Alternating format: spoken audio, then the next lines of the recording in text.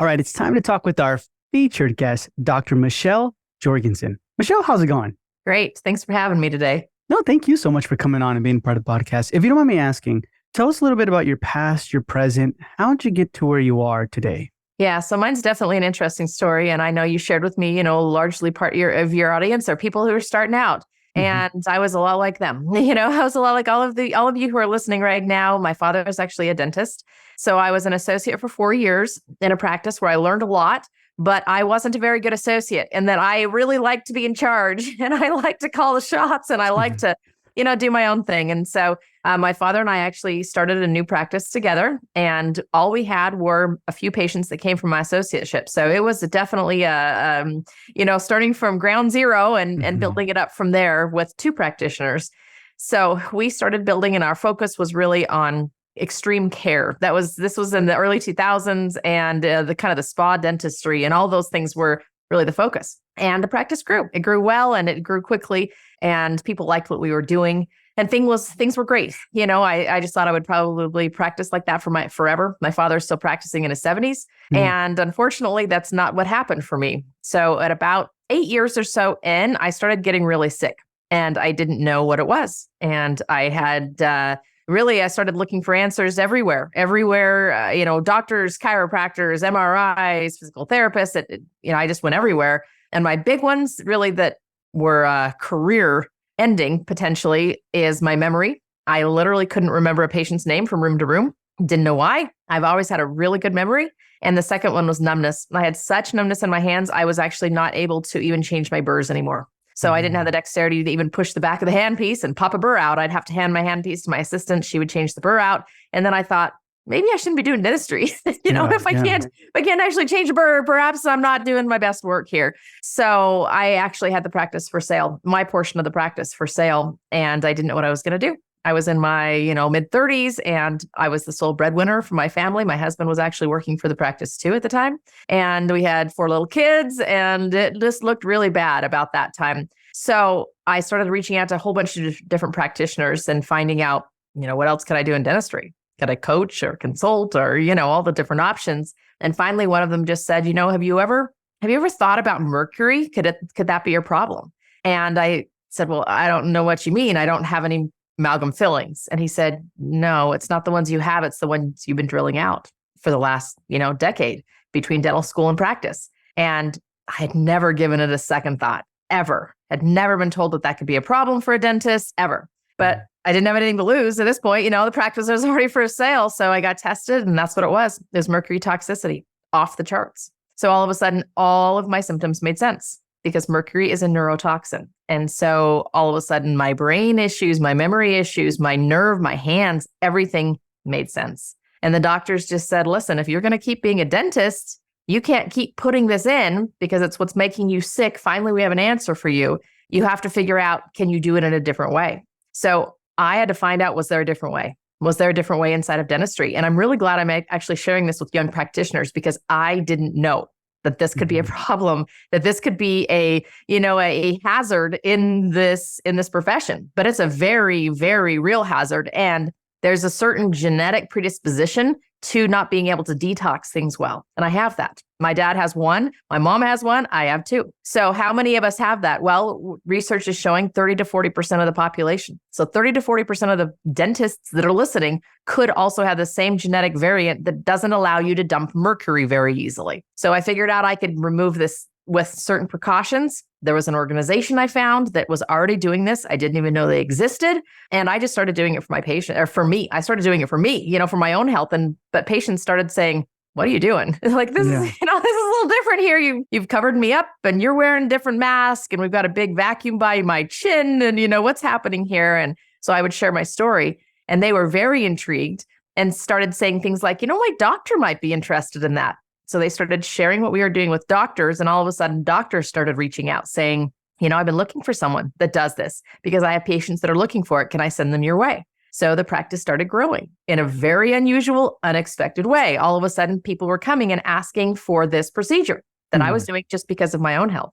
So then they started asking, well, if you do this, do you also do this? And they would ask me other things. Do you do ozone? Do you do PRF? Do you do, and they were asking things that I had never heard of. Again, these doctors were more educated than I was. So I would have to go to some course somewhere and find how to do the thing they were asking about. And then I could start saying, yeah, that's what we do now. We do that now. And the practice continued to grow as we started offering more of these services. And now I have 6 doctors and we're multi-specialty. We have a full-time periodontist, a full-time sleep specialist, 2 full-time restorative specialists, a pediatric dentist, all working under the same roof, providing care that's focused on how does the dentistry affect your health? And the practice has grown exponentially because of this. We're one location, but we have 3 kind of standalone offices all in one campus, we call it. So we're just working on building our 19th operatory right now. Big location, big office, all focused on one thing. And it's basically a practice I never intended to have. I didn't come out of dental school thinking I would do this. And now I found that this is an incredible opportunity for dentists to talk about health. Yeah. So all because of really interesting. Yeah, what happened? So look, if we could rewind a little bit, rewind a lot of it. When you decide to be an associate, right? And then you're like, okay, I'm looking at it and I'm like, I'm not a good associate. How did you know you weren't a good associate? How did you know you just didn't have to be consistent and stick with it? Because I was the one that was now doing all of the staff meetings. I was organizing the supply cabinet. I was like setting up all of our offsite meetings. I was doing all of those things. I remember I was pregnant with twins and I was sitting in a staff meeting, had like this big old belly out here. And I'm the one running the show. And I'm thinking, wait a minute. I don't even own this practice. I should be home sitting in bed right now. Why do I have so much ownership in this when I don't have ownership in this? And that really was the answer for me. Like, all right, you're owning too much to not own here. And that's just my personality. That's just who I am. I'm super bossy. I'm the oldest of 5 children. I have 4 younger brothers. I'm used to telling people what to do. It didn't work for me to not do, to not be the one that was calling the shots. And I had grown up inside of dentistry too. In fact, I joke that I knew only old timers are going to know this, but Linda Miles and Paul Homily were 2 practice consultants that were in the 80s. And I would ride to school with my dad. And all the way on the way to school, he would listen to Paul Homily and Linda Miles on cassette tapes on my way to school, on my way to high school. And it was a half-an-hour drive. We lived a long way from the high school. So I could run a dental practice by the time I graduated from high school because I had listened to all of those cassette tapes for 2 years or 3 years, driving to high school every morning. So I knew what should happen. And I was in this practice and it wasn't. And it was really hard for me because I was always trying to change things and do things, but I wasn't the one that was really in charge. So that's how I learned. That's how I figured it out. Did they ever sign with you like an agreement like, hey, stick around, you'll be a partner or anything like that or no? No, it wasn't something I wanted to do either. I knew that I would have my own practice. I knew that I wanted to be able to practice the way that I wanted to practice. And I didn't see that practice ever going that direction. Gotcha. Okay. And then we fast forward a little bit. You said you and your dad wanted to focus on extreme care. Mm-hmm. What is that? So what we decided is we said, what are all of the reasons people don't like going to the dentist? Like list them off. So we just started listing them off. What are they all?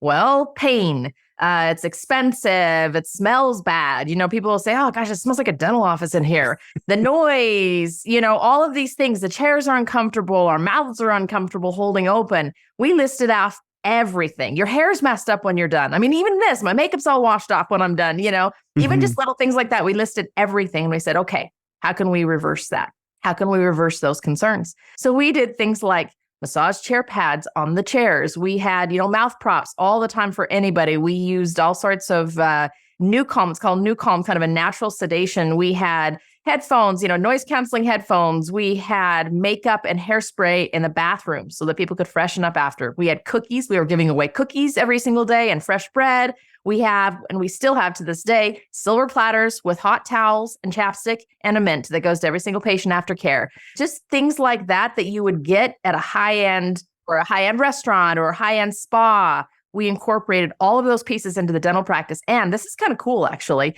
We applied or were nominated. I think we were nominated for something called Best of State in the state that I live in, which is Utah.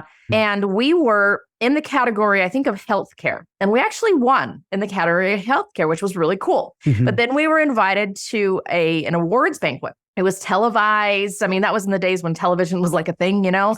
And, there was real, like the newscaster that everybody knew because people watched the news. You know, they were the ones that were running the whole show. And we were at this big banquet and it was so cool. And we didn't know, but there were overall categories for also best of state things. So we were under the category of consumer services. So we were in the same category as hotels, car lots, like, car sales place, hospitals, everything that served the consumer. So we didn't realize that we were going to get our little healthcare award, but that we were also in the running for these bigger awards. And we laughed when we looked on the program because we saw we were against an enormous, very high-end hotel in Salt Lake City. We were up against a huge car dealership, a huge hospital, like all these things we were up against them. And we were like, we'll never win. We did. We won. We won the entire category for the state of Utah that year because this was so revolutionary, because this was something that no one was doing.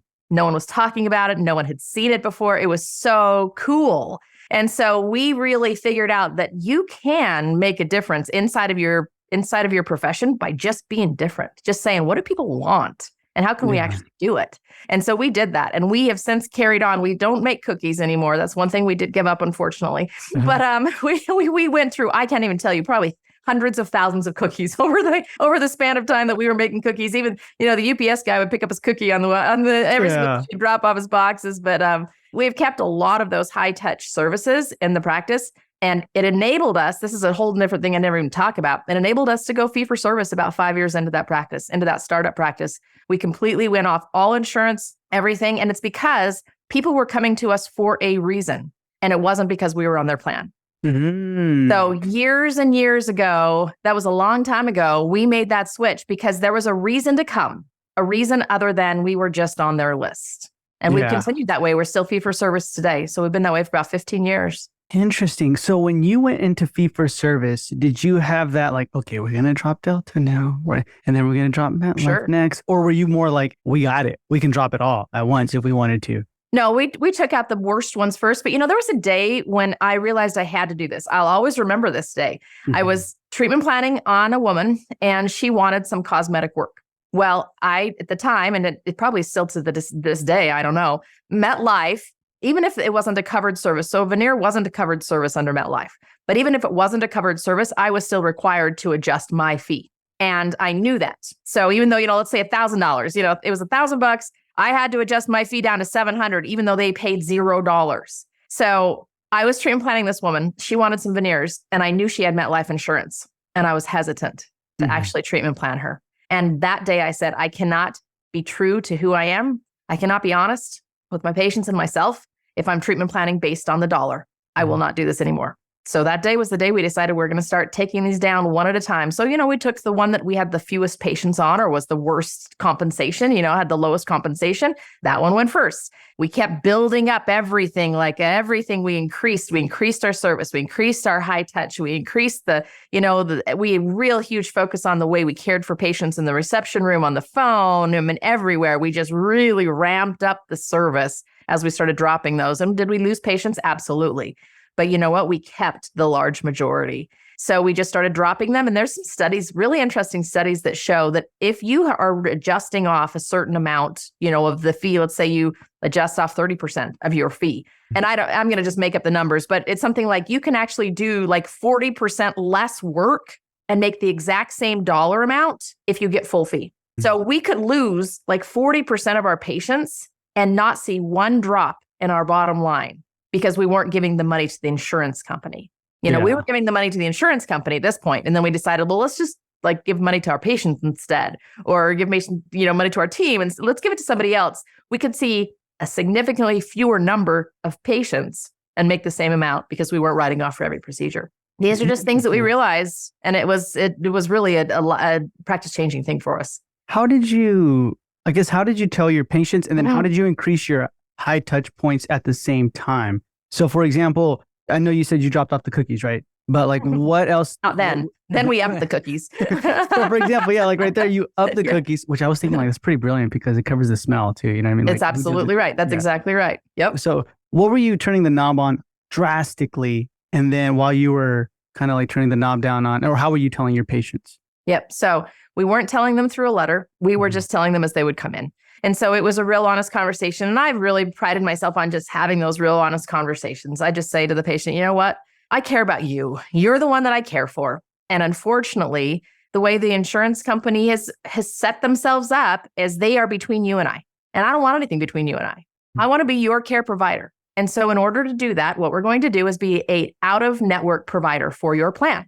So we didn't say we're dropping it, you can't come. We just said you were an out-of-network provider for your plan. What does that mean for you? It means that if we were writing off previously to provide the care that we're going to provide for you, then that will now be a charge that you will have. We're going to explain it ahead of time. We will help you know what that means. We're going to offer discounts, cash discounts, that sometimes it's all going to come out in the wash for you. So we'll give you a discount at the time of, paying at the time of service.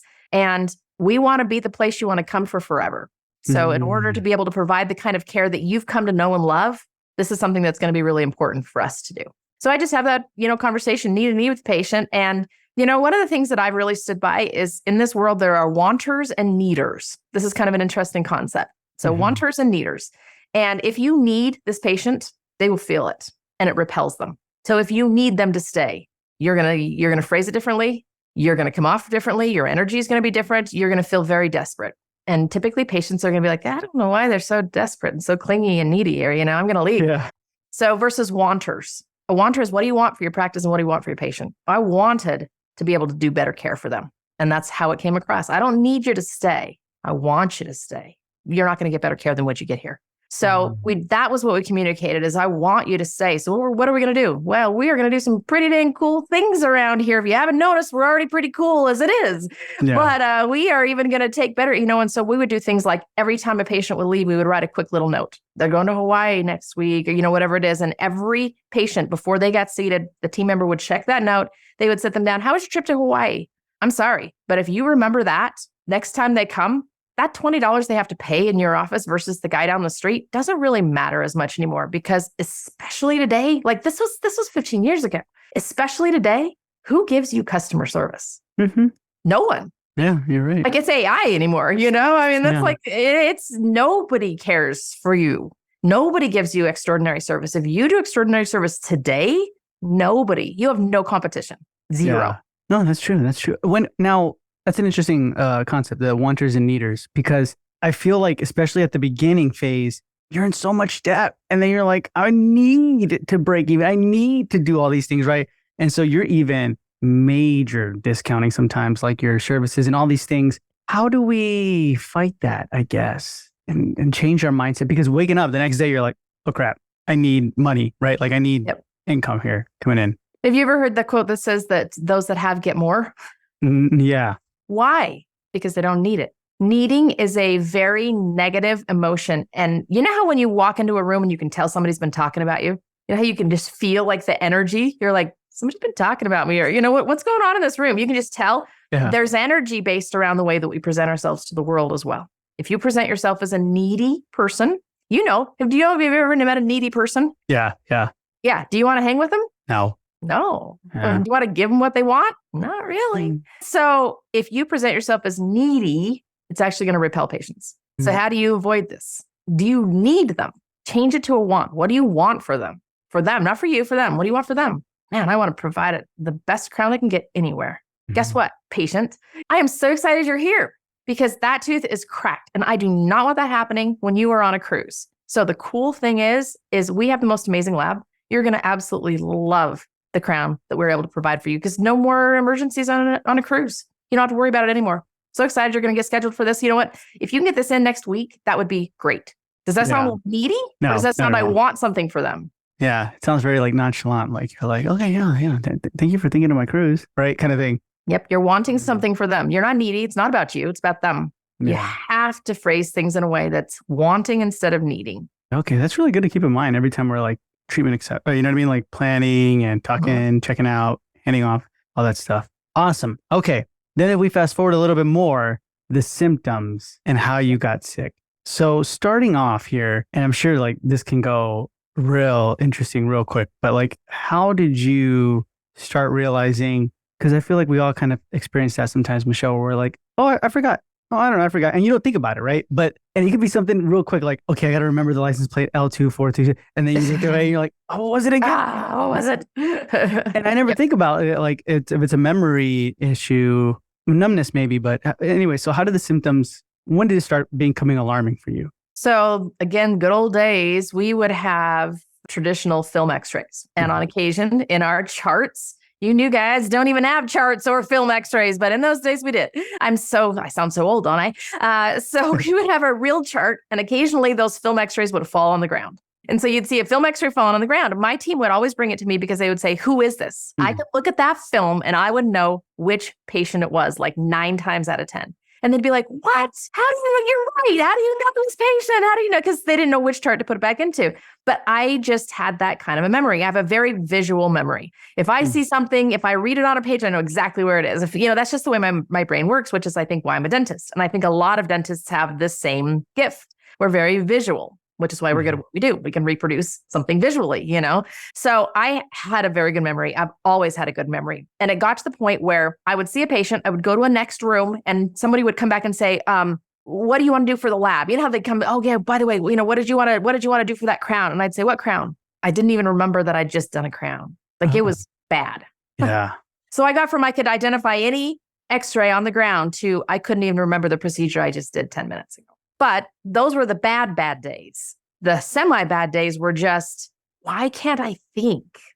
People use words like brain fog and, in fact, or brain fart, those brain, did you, or is your brain actually not working as well as it should? So I really do want to go to the mercury piece just for a minute, because I didn't know. And I wish someone had told me when I was 5 years out of school. I wish someone had told me. We learn in dental materials, right? We learn that those fillings are 50% mercury. Well, they are. So when we drill them out, what you're doing is releasing mercury vapor. Well, where's your head? Right smack over the vapors, right? Vapors go up. So mercury deposits, I like to think of it in neighborhoods. It goes to different neighborhoods. One of its favorite neighborhoods to go live in is the brain. So when you have mercury in the brain, if you break a thermometer, you got a hazmat team coming to your house, right? We have mercury separators. We can't throw those away in just normal old places. But yet we can breathe it in just fine. They have no issues with us doing that. But you can't get rid of it when it goes down your suction. You can't just throw that away. That'd be terrible. It doesn't make sense that we don't think of mercury the same way as it's being thrown up into the air and splattered all over. When you've been doing dentistry, you're like covered your mask. You're gross when you're done. Why don't we think of it the same way?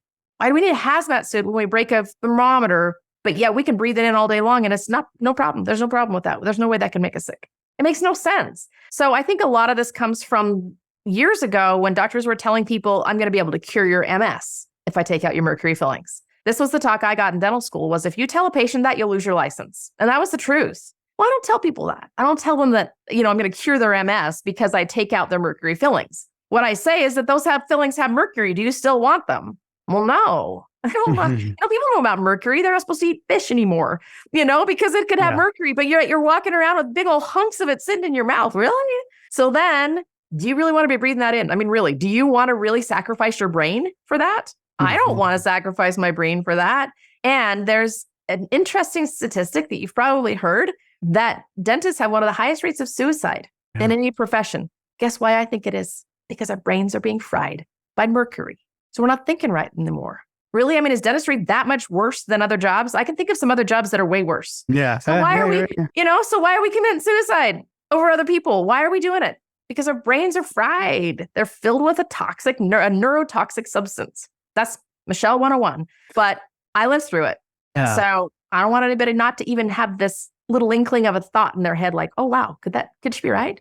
No, it's good. It's good that interesting, because you're right. All that stuff is true in the sense of like, you are over it. You are breathing it. There is precautions for everything else but that. Yep. And you're just kind of. I never had a baby naturally. Never. In all of my years, I was able to have twins through in vitro, and then I adopted 2 more children because I went through multiple, years and years and years and years of fertility treatment. Guess what I think it was? Mercury. And how many women are sitting in our dental offices between the dentists, the dental assistants, the receptionists, the hygienists? And if mercury could potentially affect fertility, so my partner, also a woman, she went for years without being able to have a baby. And she changed practices, stopped removing mercury fillings, was doing other procedures, and was able to get pregnant. Then got back in, started removing a bunch of mercury. Then she came to my practice and, surprise, surprise, was able to get pregnant. Every single time she removed herself from mercury, all of a sudden, even though she'd had years of fertility issues, in fact, she just got pregnant again for the third time. Her baby's only a year old. She thought it would take forever, but because she has no mercury exposure anymore, surprise, real surprise. She's going to have babies a year apart now because she did not expect that she would be able to get pregnant like that. But I strongly believe it was because she doesn't have mercury exposure anymore. So these are just little nuggets that I like to throw out to say, just think about it. It's so crazy you're talking about that right now. Literally 2 hours ago, I was talking to a friend about that, how they have to go through another version of a IVF because they, you know what I mean? They're just like trying. I went through 3, 1 to get twins, 2 more failed. Yeah. The money, the emotion, the toll on your body, all of the above. It's not worth it, especially because removing mercury safely, all you have to do is use that big vacuum you bought for COVID. You know how everybody bought the vacuum? Yeah. Good. That's what you're going to use. You're going to put that thing in front of you, and all you're going to do is just put a few barriers, and you're just going to put a higher filtration mask. Like, it's nothing hard. Literally, it costs almost nothing to do this. Why would you risk it? So then let me ask you, Michelle, from the moment you started doing that, I guess from the moment you realized, oh my God, it's mercury. And then the moment you started implementing all the procedures and protocols and like the vacuum and everything, how quickly did you see a change? Oh, it took a long time to get 100% back. Like, it was like 8 years before I went, I think my brain's back. But I started noticing incremental change immediately. Immediately I would, okay, the numbness is a little better. I'm able to, do a little bit more fine detail work here now. And I was just so conscious about it as well. So if I was going to be removing mercury, we were like, man, everything, precautions. And I was working really hard systemically with my system to detox as well. So I was doing 2 things, making sure nothing was coming in, but also getting things out very, very, vigorously. And I also think that's important for dentists to know as we are around, think of the toxins we are around. It's not just mercury, radiation. How much radiation? How many times do we just hold that x-ray? Yeah, go ahead. Just go ahead. How many times? All the time. We're holding that x-ray. Just go ahead. Yeah, just go ahead and take it. It's fine. So radiation, mercury, night, all the BPA stuff, all those chemicals. I mean, nothing stinks, but we're using, does it at all? I mean, have you ever smelled porcelain etchant? My gosh, any of those things. So all of those toxins are just swimming around in the world we're living in. Yeah, you ought to be probably working to get all that junk out. Interesting. Okay. So then, and now when you say getting it all out, does that also mean so for example, are you still eating fish and stuff like that or no? Sure. Yeah. Okay. Yeah. I'm conscious about it. Obviously I'm not going to eat they talk about, you don't eat the big ones, you don't eat the tuna very often. You eat the other stuff. So we eat, salmon, we eat halibut. Yeah, we absolutely do. But getting it out is more about giving your body. So there's 2 things that you need. You need a grabber. It's called a chelator. That's the word that medicine uses, but it's basically a substance that'll go in and grab the toxin. Then you need somebody that escorts it out of the system. So really the detox component is those 2 things. So there's some chelators that are very simple. Chlorella, which is just like a little single cell green, thing. You can throw it in a smoothie. Cilantro is a great help for detoxing mercury. Pectin is in apples. So apples and dates are phenomenal for helping to detox. So there's just little things like this that I'm just real conscious. Pumpkin seeds that I'm just conscious about throwing into my diet and adding extra of.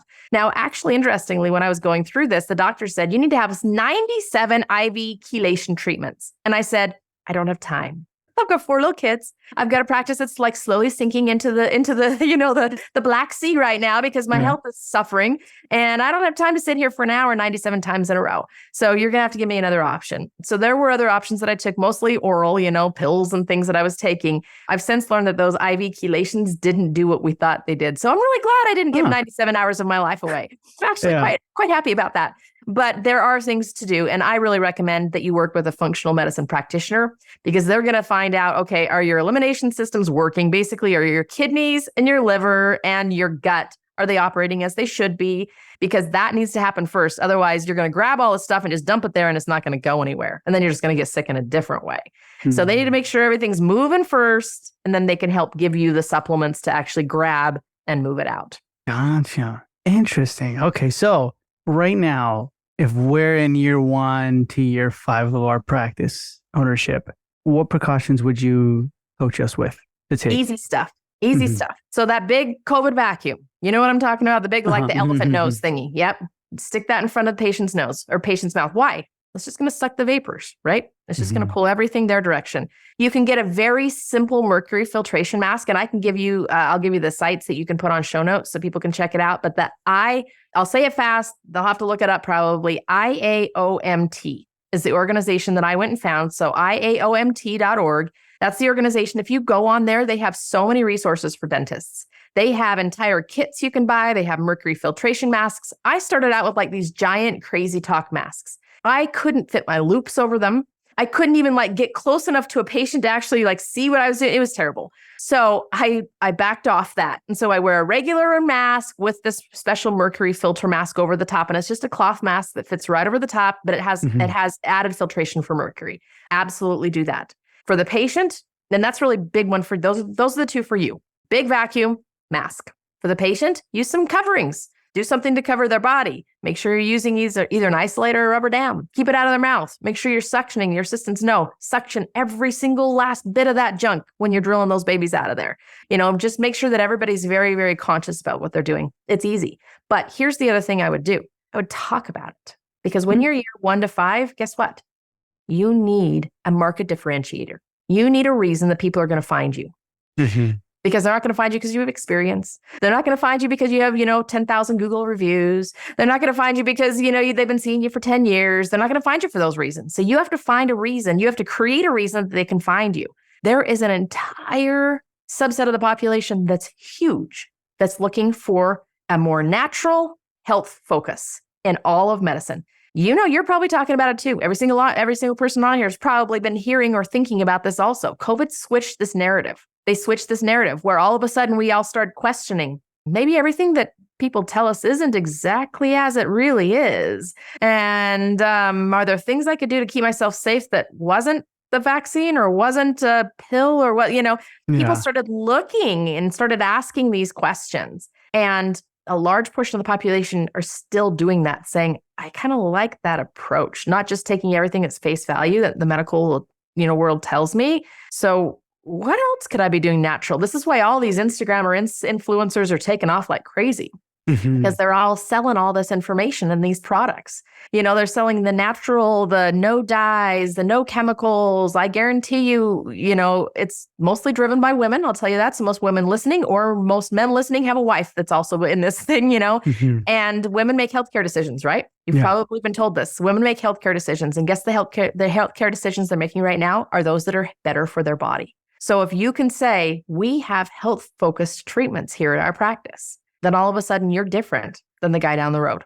There's a reason to come see you. Interesting. Okay. And is that what you're because I know your Instagram is pretty big, or actually all your social medias are pretty big, but like your Instagram, I want to say you're at over 100,000, right? Yeah, 146,000 actually, as of yesterday. So I know this. Yeah. Do you just handle that, or you have a team who handles that, or how does I did for a long time. I now have a social media coordinator that answers most of the things on there because there's a lot all day long. Yeah. And what was the strategy behind that, I guess, to grow it that way? I started talking about things that people were talking about. And for me, that's all marketing has been. So if you look even through my career, all of a sudden, clear back at the very beginning, this high touch environment, people were talking about that. They were talking about why they hated dentists. Well, let's join the conversation. Then when the economy fell out of everything in 2008, all of a sudden cosmetic dentistry was not the thing anymore, right? Because nobody had extra dollars. So what was the thing? We turned to disaster dentistry. So I said, well, gosh, if people don't want their teeth to be pretty, they at least want teeth. So let's start taking care of all these people who have a bombed out mouth, because they will put their dollars towards that because they can't chew. So then we joined that conversation. Now we've joined the conversation of health because it started in 2020, March of 2020. That conversation started. So we said, well, if that's the conversation, let's join. Let's be part of it. Let's say we can contribute. So that's what I do on my Instagram. That's what I do on all my social sites is I just contribute to what people are already talking about. If they're talking about health, I talk about how dentistry contributes to their health, either in a detrimental way or in a positive way. So I talk about all sorts of things. We talk about procedures. We talk about materials. We talk about, things as far as growth and development and ways you can prevent things. All the crazy talk questions that, dentists roll their eyes at, like, can you heal a tooth? You can regrow a tooth. People will roll their eyes. And I'll say, Yeah, you can actually. Depends on the size of the cavity, but absolutely. Let's talk about how. And let's talk about this product that you should use that I can sell to you that will help you do it. Yeah. Just join the conversation. Okay. So then how are you finding these conversations? Because I feel like sometimes we, you know what I mean? Where you start it up and you're like, should I just post a new patient special? Right. Like, or something like that. And then. But what's different about that? That's so boring. Yeah. Everybody does that. So instead of a new patient special, what you should post instead is, did you know that mercury is a neurotoxin and that there's mercury in those fillings? And here in our dental office of XYZ, we know how to remove that safely. We'd love to talk to you about it. And by the way, if you come in today, we will throw in that mercury removal fee for free. This is a huge one too. Huge one. Don't discount your procedure. Discount a thing. If you discount a procedure, they're never going to want to pay full fee for the procedure ever again. It's just like when you go to a restaurant and you use a coupon, you get 20% off to that restaurant. Well, you don't ever want to pay full fee at that restaurant again because it's like, oh, I got 20% off last time. I don't want to come unless it's 20% off. So don't discount your procedure, discount a thing. So I'll say you get a free tube of toothpaste when you come in for your new patient appointment, or you get the mercury removal fee that's like $25 a tooth for free if you come in on this, because they're not going to need that again. They're going to need a cleaning again. They're going to need an x-ray again. And I don't want them to keep wanting a discount. I want them to pay the full price the first time, and I want them to keep paying the full price. I'll give them the free stuff.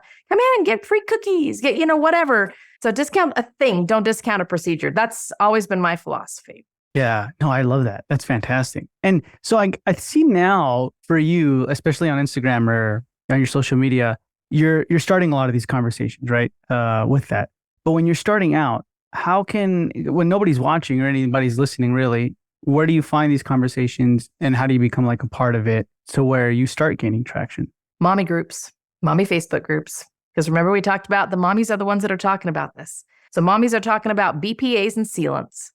What would you say if somebody came and said, do you have BPAs in your sealants? They're talking about it on their forums. So you go and join their forum, you find out what they're talking about, and then you comment now and then. You go, oh my gosh, we just found out that BPA, the sealant material we were using, did have BPAs. Good news, here at XXY Dental Office, we now have BPA-free filling material. It is a low impact ad.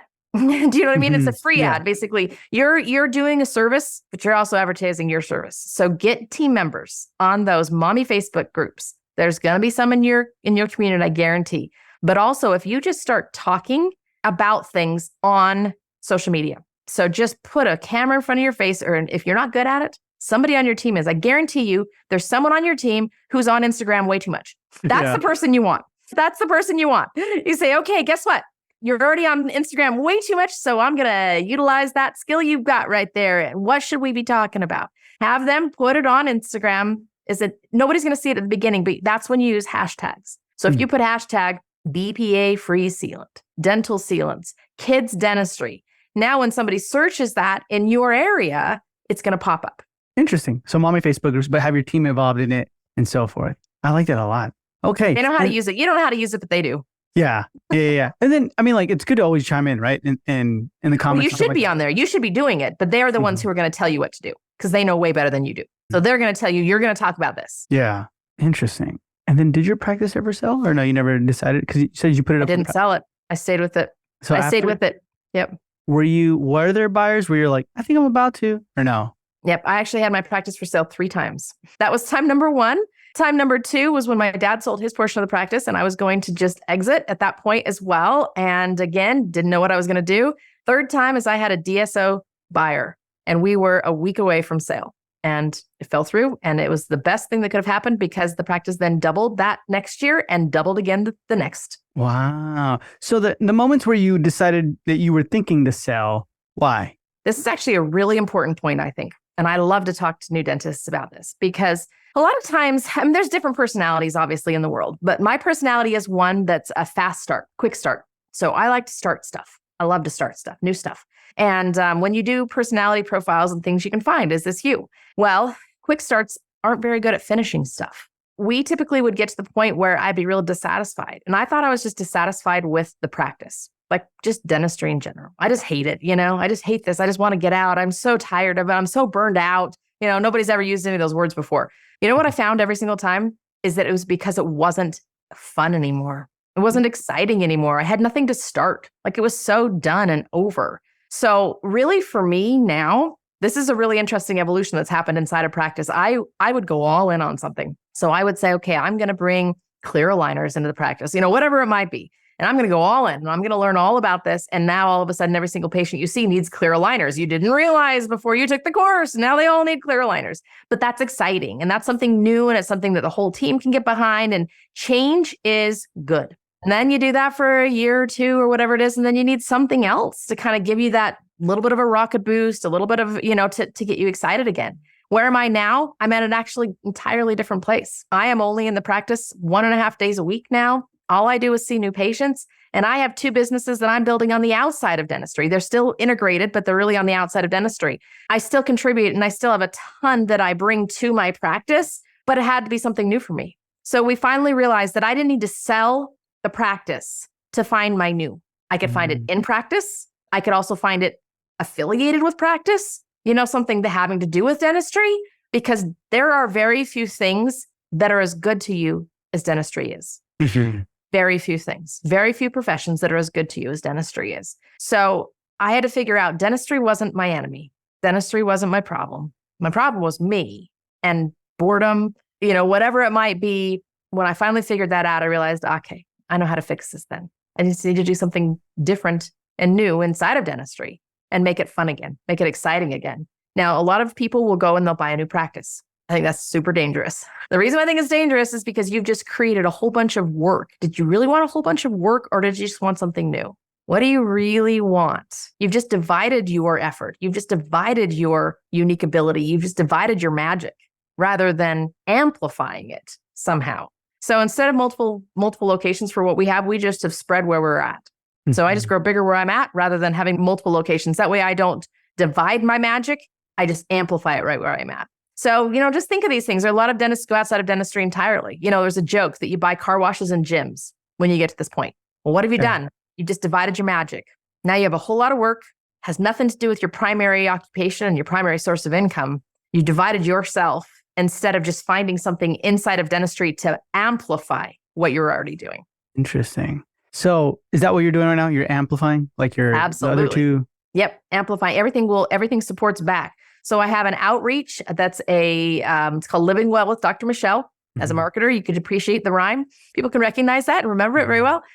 So Living Well with Dr. Michelle, I have product that of course I talk about all the time. And I also have a whole bunch of classes and courses and things online that people can do. So that's one business. The other business is I teach dentists what I've been talking to you about. And that's the other business. So those get me excited and I love doing them, but they're very much intertwined with dentistry. It's what I'm already doing. It's just amplifying what I already have and taking it to a different place rather than completely separate, saying, dentistry is not really what I love to do anymore. And now I'm going to go spend all my time and energy and money over here. Oh, actually, well, I still am not practice. Oh, no, it's not that. This is all just building. So everything that I do in my teaching center and the area that I'm teaching in, I then bring back to the practice and we teach new team members or vice versa. Everything that I used to teach new team members, I then teach dentists how to teach their team members. So it's using my effort and using it in multiple ways. So I'm amplifying or multiplying versus dividing my effort.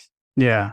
No, I appreciate that. I appreciate how you do that too. You found creativity in boredom. I feel like every time we feel we hit that phase of being bored, we have to do something instead of kind of like sitting there, you know what I mean? And actually like appreciating it, knowing that this is the time to use our thinking ability and maybe do something right. Like, and then that's when it starts happening instead of, oh my God, I'm bored. I got to go find something else to do real quick. Then you do something, like you say, you divide your attention and you just... Everything suffers. Yeah. Interesting. Any final pieces of word or advice that you'd like to give to our listeners? Just basically, dentistry is a great profession. There are so many ways to do it. And I feel like, especially when you're new, you only see one path. And that's not true. If you're not happy on the path you're on, there's so many other ways. You don't have to just completely leave dentistry in order to reap the benefit of dentistry, but yet be happy as well. Because you shouldn't be unhappy inside of it. There are ways. There are multiple different ways. And check your own health. Check your own health. Make sure that that's not one of the reasons that things aren't feeling so great about what you're doing. It may be that there's some things that can come from dentistry that are helping you, making you not feel great. That was definitely my issue. So I love talking with young dentists because I love to see them being able to leapfrog challenges. I think sometimes learning comes through doing it wrong the first time, but we can shortcut the learning, the doing it wrong. Yeah. That's great. Let's make it a month instead of 5 years. And then you can move faster to where you're wanting to go. So I just love working with new dentists. And if anybody ever wants to know anything, check out Living Well with Dr. Michelle. We have a whole professional side in there where we have courses and everything else and just teach all of this. Nice. Awesome. So guys, that's all going to be in the show notes below. So feel free to reach out to Michelle. Michelle, thank you so much for being with us. It's been a pleasure, and we'll hear from you soon. Thank you. Thank you.